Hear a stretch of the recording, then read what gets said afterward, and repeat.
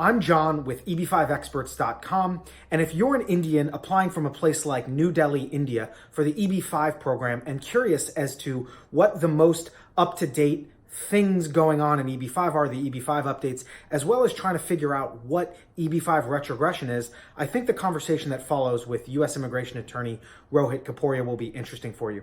I hope you learned something, and if you're interested in getting in touch, please click the link below, and we'd be happy to set you up with the time to speak with Rohit. Talk soon.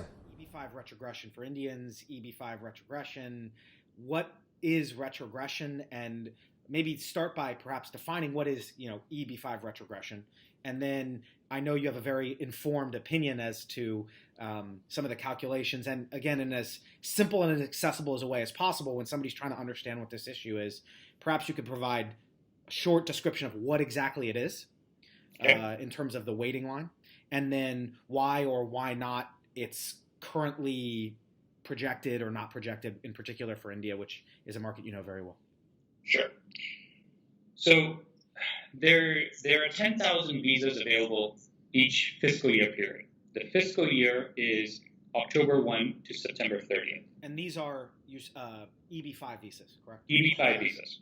And this is 10,000 out of a bucket of 140,000, which is the employment-based program, EB-1, 2, 3, 4, 5. But focus just on EB-5 investors, 10,000 available each fiscal year. So what the State Department, the U.S. State Department does, is it looks at the general demand for those visas. And it allocates the demand on the basis of the investor's spouse, and any children under the age of 21. So if we assume it's a family of 4, husband, wife, and 2 kids under the age of 21, you have one $500,000 investment. Assuming it qualifies, you get 4 visas out of the 10,000. So what the U.S. State Department does is it looks at the general demand and says, okay, if a specific country is going to account for more than 7%, 700 visas in that fiscal year period, it backlogs them. So that's what's deemed retrogression. So what that basically means is anyone can apply today. So you can file the first application, which is what's called an I-526 petition. There is no restriction on that. Your ability, however, after the approval of that first application to progress to the second, which is to become a conditional resident, is going to be stymied by whether or not visa is available. Right now, there are 2 countries that are backlogged, China and Vietnam. China used to account for 85% of the market, and when basically they became backlogged, the market, just downturned because obviously it was too long a wait. And so the EB-5 market, the industry here in the U.S., moved over to Vietnam and then tried to create the demand over there. Well, that country also became backlogged because what happened, the State Department said, China accounted for more than 7%. Vietnam's accounted for more than 7%. And so the State Department wants to give the other countries an opportunity to make sure they are not subject to that. Because if you have 2 countries that eat in all the 10,000, well, the rest of the world doesn't benefit. India has been growing year on year since 2015. And we've been watching those trends quite carefully. We are pretty confident on the basis of what the State Department mentioned in calendar year 2018, that India is going to get backlogged sometime in this calendar year 2019. Some suppose it could end up being in calendar year 2020, because you may have heard about the U.S. government was shut down for a month. There were no EB-5 visas being processed during that 1-month period. So that's obviously has curtailed maybe some of the processing. But we are making an educated assumption that because India has skyrocketed in demand, that it will get backlogged. Now, there is a critical difference here. When we talk about India, we are talking about Indian-born visa investors.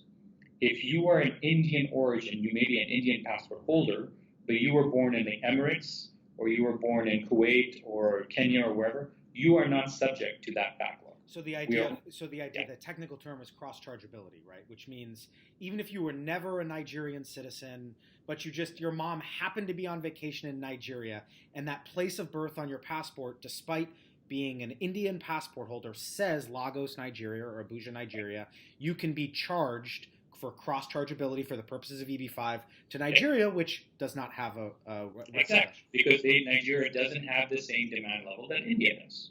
So when I focused on 24% of the market, I was focused on Indian-born investors. So based on my calculations, again, having a large market share, I'm assuming that we are going to face either calendar year 2019 or calendar year 2020 early, a backlog.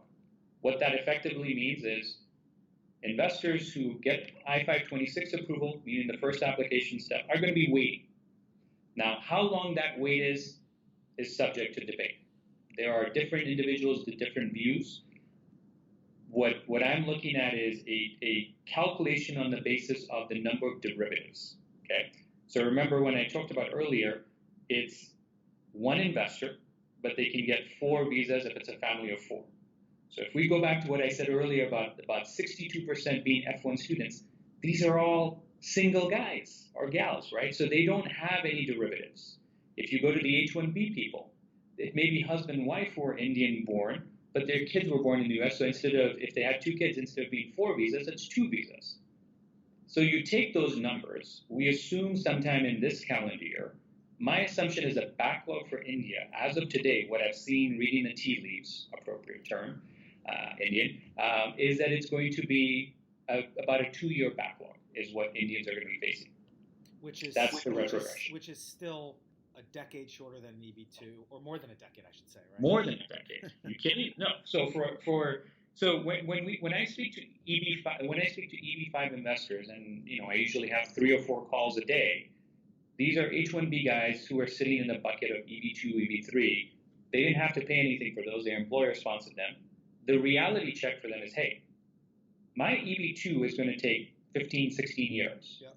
If I have to wait 3 years, maybe 4 years to get a green card under EB-5, that's still much better. My cost-benefit analysis is, yes, I'm putting in $500,000, but I still get that mobility, that ability to move away from my employer, to start my own business, to do whatever I want much faster than if I am stuck under EB2, EB3.